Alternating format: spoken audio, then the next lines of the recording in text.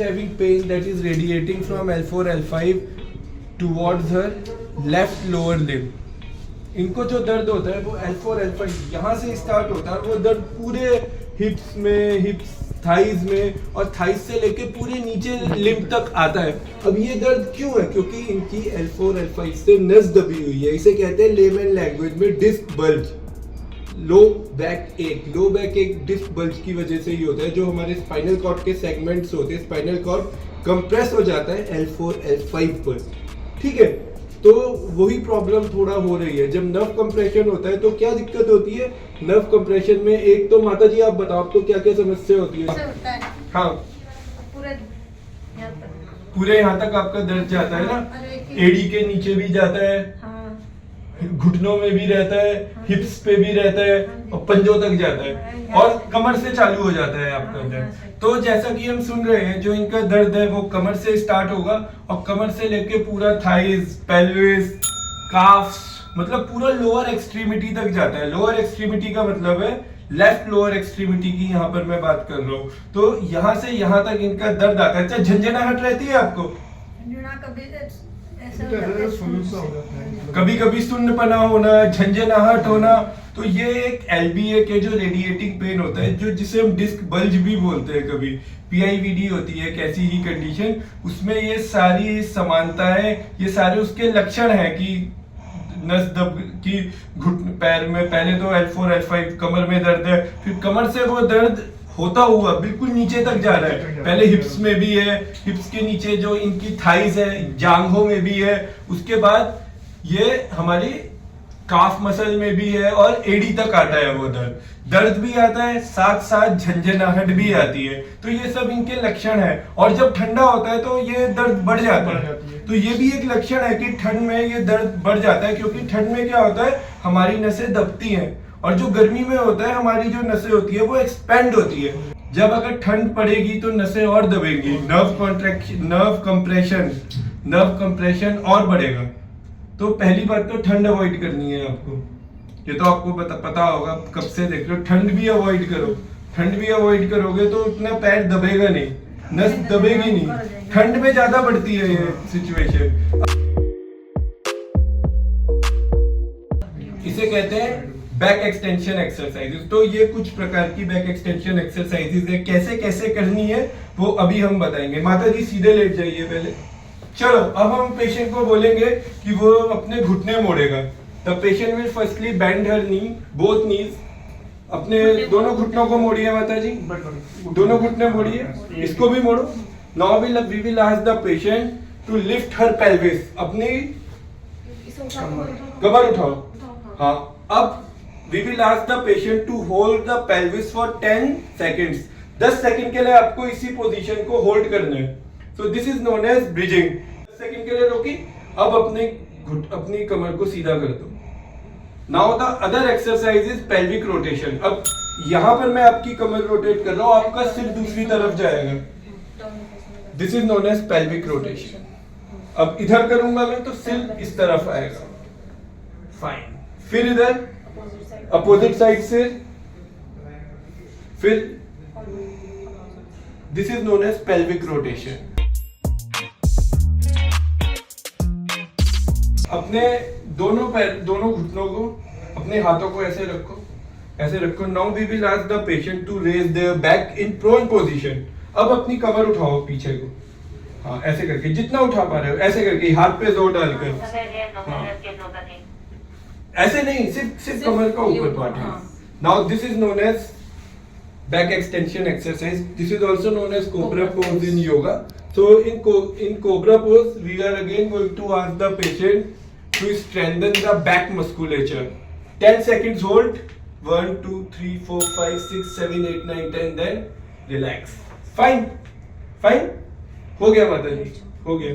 अब एक एक्सरसाइज और है, कैट एंड कैमल। घुटने मोड़ो। हाँ, now the patient will come back. अब आगे जाओ और अपना सिर ऊपर की तरफ करना, और गर्दन ऊपर की तरफ करो। जब आगे जाओगे अब, हाँ ठीक है, फिर पीछे आओ। अब आगे जाओ तो गर्दन ऊपर करो। और जब पीछे आओ तो गर्दन नीचे. This is known as cat and camel pose. Fine. ठीक है माता जी. 10 बार करना है. 10 बार करना है ये भी. 10 सेकंड होल्ड, देन रिलैक्स. ठीक है. चलो अब ये हो गया. This is other is known as Superman pose. Superman pose में क्या होगा, एक हाथ जो होगा अपोजिट हाथ, दोनों दो अपोजिट, एक अपोजिट शोल्डर और अपोजिट लेग दोनों को लिफ्ट करेंगे. सीधे रहिए. हटा दो इसे. हाथ को ऐसे उठाओ अपना सीधा, और वो वाले पैर को सीधा उठाओ हवा में. ये मोड़ना नहीं है, सीधा उठाना है. उठाकर छोड़ना है. उठाओ उसे. माता जी ऐसे नहीं उठाना है. हाँ, एक हाथ. This is known as Superman pose. सीधा रखो, हाथ भी सीधा, पैर भी सीधा. This is known as Superman pose.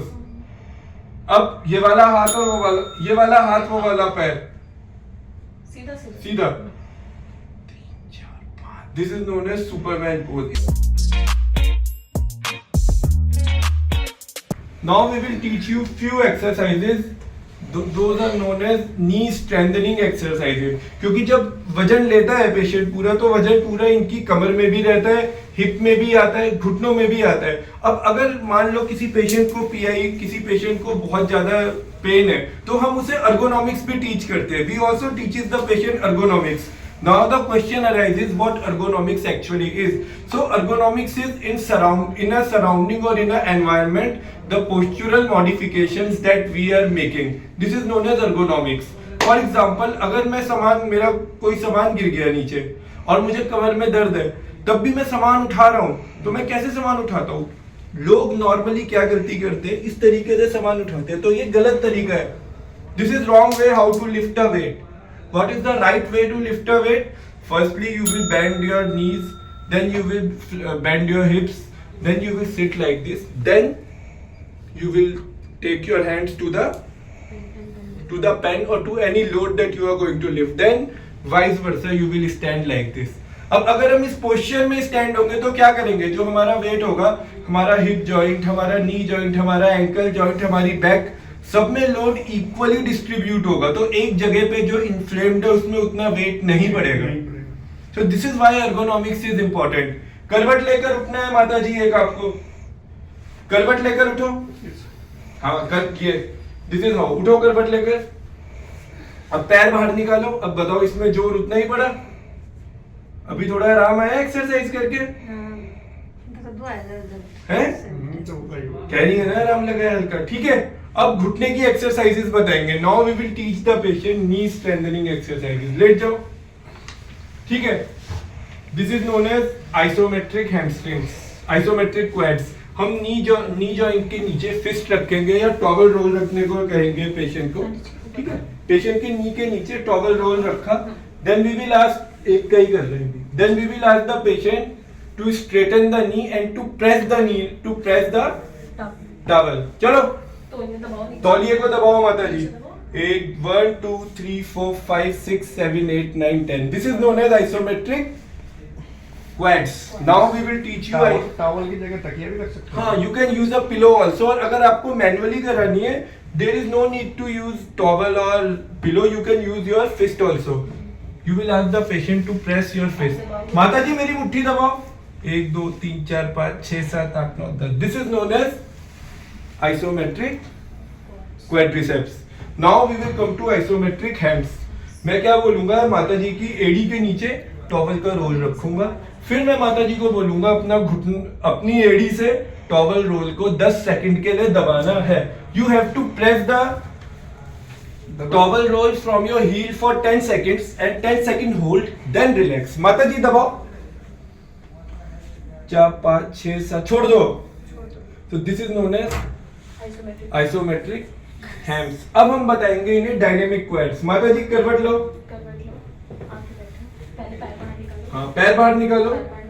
This is the way how we should get up. The patients who are having backache, this is the right way to get up from the bed. Firstly take a quarter turn, then get up from the bed. Don't get up from the bed directly, otherwise it will be spraining the back. The back is already inflamed.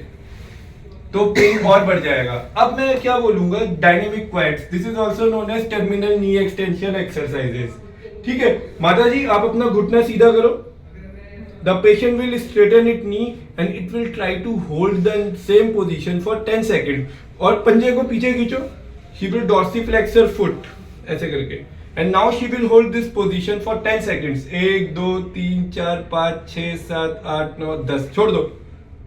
फिर खींचो पंजा अपनी तरफ, वो घुटना मोड़ो। अब अपना घुटना मोड़ो, घुटना दोबारा से सीधा करो। अगेन स्ट्रेटन योर नी, घुटना सीधा करो। 1 2 3 4 5 6 7 8 9 10, रिलैक्स। ठीक है, समझ गए? तो ये 3 एक्सरसाइजेज अभी आपको करनी है। These are the 3 most important exercises, isometric hams, isometric quads and dynamic quads for knee strengthening. घुटने में, घुटने की ताकत के लिए, और दोनों पैरों में करनी है। ठीक है, हाथ को पकड़ो। चलो अब अपना घुटना मोड़ो, ये वाला घुटना मोड़ो। हाँ, अब 10 सेकंड के लिए मोड़ के रखो। 1 2 3 4 5 6 7 8 9 10, this is known as dynamic hamstring strengthening. थोड़ा वेट के साथ भी कर सकते हैं। I can apply the weight in the ankle and now I will ask the patient to flex the knee. घुटना मोड़ो माता जी अपना। 2 3 4 5 6 7 8 9 10, फिर मोड़ो घुटना। ठीक है, so this is known as dynamic hamstring strengthening और open chain kinematic exercise।